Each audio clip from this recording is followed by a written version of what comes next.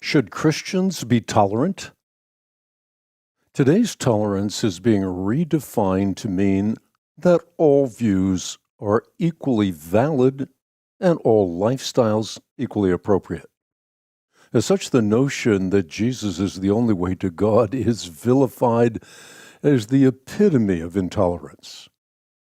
But rather than capitulate to the culture, Christians must be equipped to expose the flaws of today's tolerance while simultaneously exemplifying true tolerance. First, to say that all views are equally valid sounds tolerant, but in reality, it is a contradiction in terms. If indeed all views are equally valid, then the Christian view must be valid. The Christian view, however, holds that not all views are equally valid. Thus, the redefinition of tolerance in our culture is a self-refuting proposition. Moreover, we do not tolerate people with whom we agree, we tolerate people with whom we disagree. If all views were indeed equally valid, there would be no need for tolerance at all.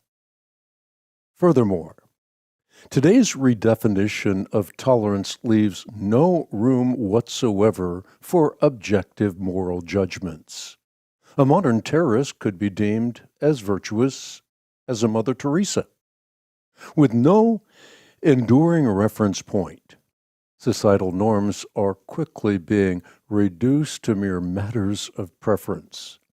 And as such, the moral basis for resolving international disputes and condemning such practices as genocide, oppression of women, and child prostitution that we know intuitively are evil is being seriously compromised. Finally, in light of its philosophically fatal features, Christians must reject today's tolerance and revive true tolerance.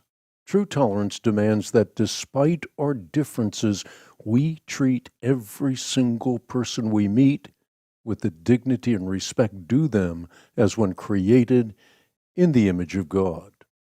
True tolerance does not preclude proclaiming the truth, but it does mandate that we do so with gentleness and with respect. In a world that is increasingly intolerant of Christianity, Christians must exemplify tolerance without sacrificing truth. Indeed, tolerance, when it comes to personal relationships, is a virtue.